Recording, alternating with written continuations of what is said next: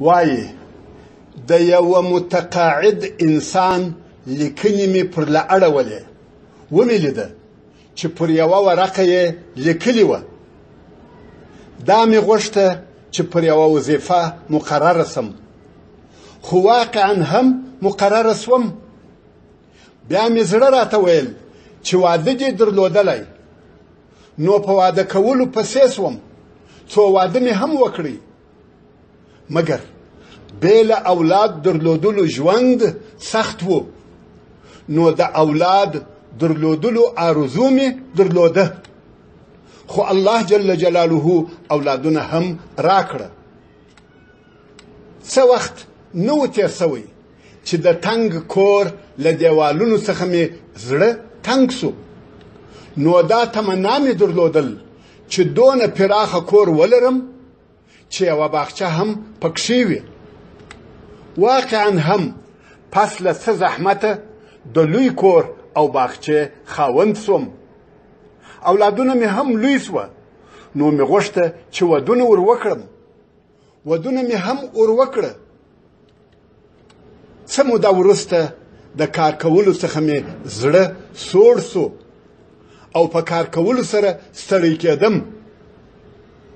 د دې دپاره چې څه راحت وکړم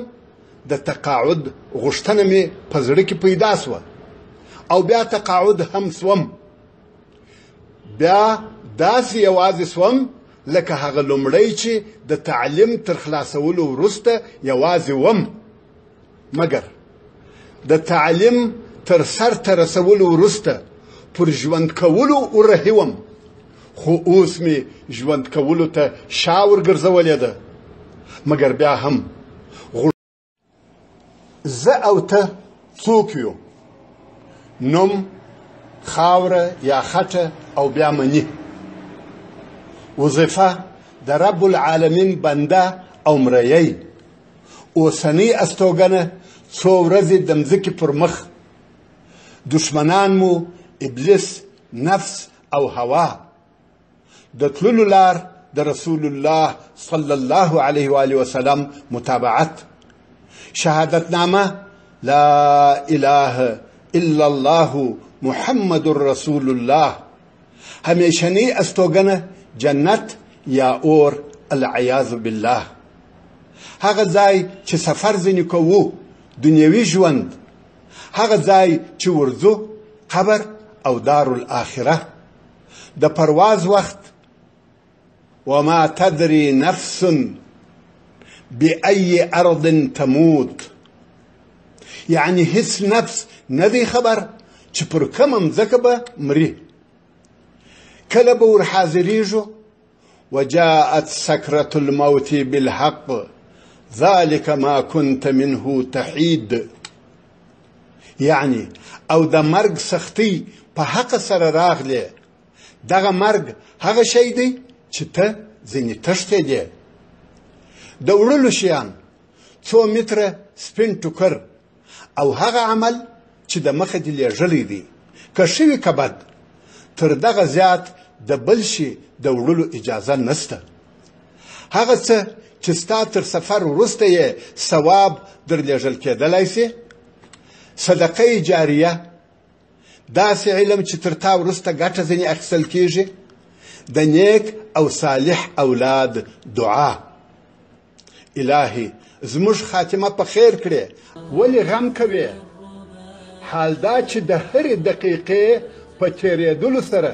د آسمان له طرفه د مشکلاتو د خلاصون امید سته ولې غم کوې رزق دې لیکل سوی دی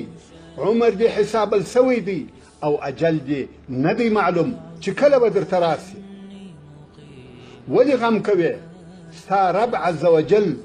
د مور تر هغې مهرباني ډېر مهربانه دی چې دا یې پر خپل ماشوم لري ولې غم کوې ستا رب عز وجل د استغفار په ویلو سره رزق درکوي او ټولې پریشانۍ درڅخه لرې کوي نو د غم کولو پر ځای استغفار وایه ولې غم کوې ته داسې رب لرې چې د کن په ویلو سره ستا ټول مشکلات درڅخه ایسته کولی سي نو هغه رب عز وجل ته رجوع وکړه د دغسې رب په درلودلو سره باید ستا امید او نیکپالي ستا تبسم او خندا ستا تر غم او پریشانی ډیر او زیات وي څومره چې زموږ عمر زیاتیږي زموږ پوهه هم ورسره زیاتیږي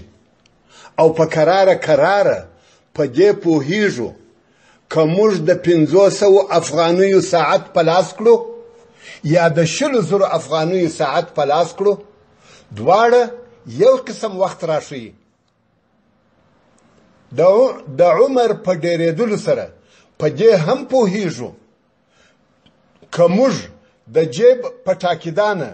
په 100 افغانۍ رانیسو یا یې په 1000 افغانۍ رانیسو خو هغه دننه پیسې چې پکښې پرتې دي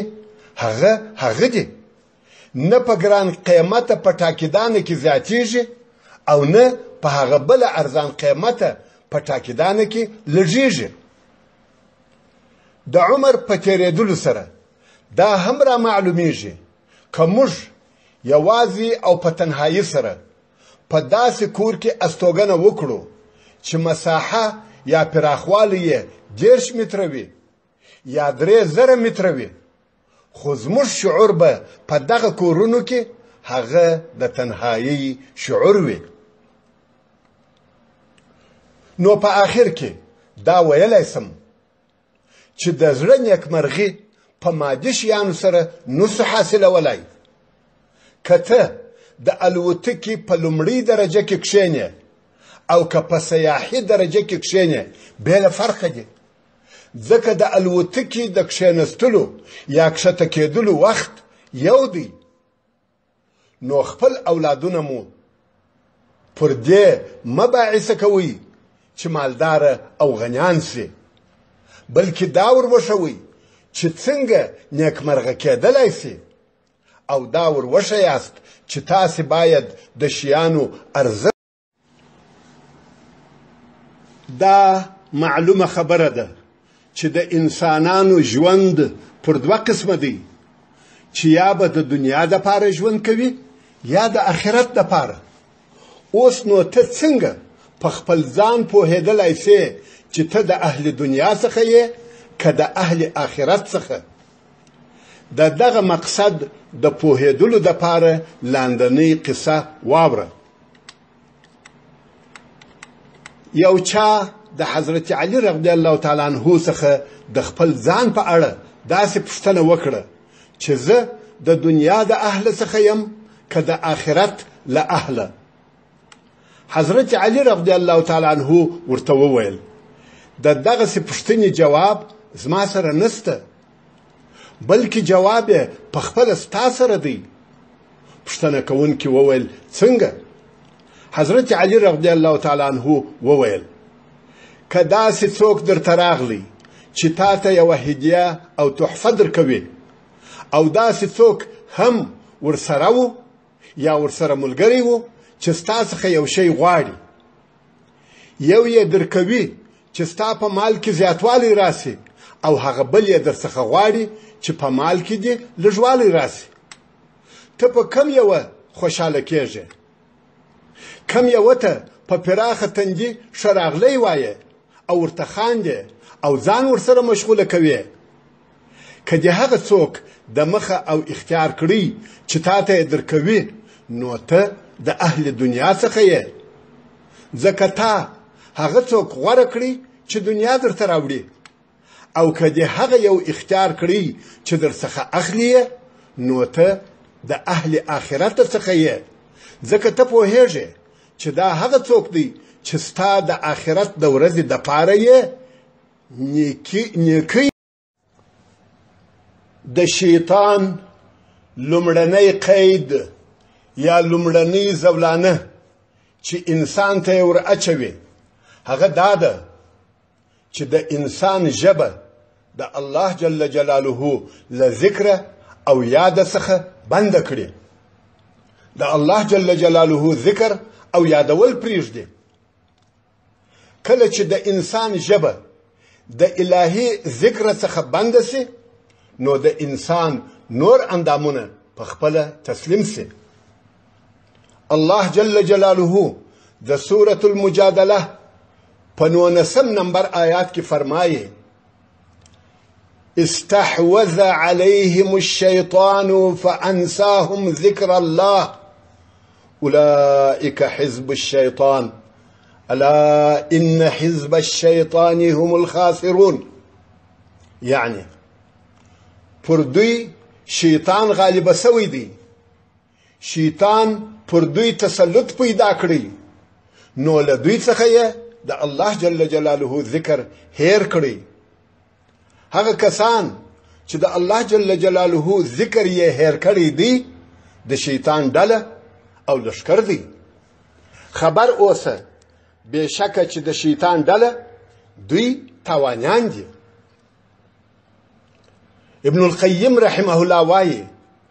په دنیا کې تر ټولو سخت عذاب دادی چې الله جل جلاله د یو چا ژبه د الله جل جلاله له ذکر او یاد څخه بند کړي. نو ورونو او خوندو، موږ او تاسو باید دغه مسنونه دعا ډیره ووایو. اللهم اعني على ذكرك وشكرك وحسن عبادتك. يعني الهي ستا پر ذکر او ستا پر شکر او ستا پر ښه عبادت کولو زما مرسته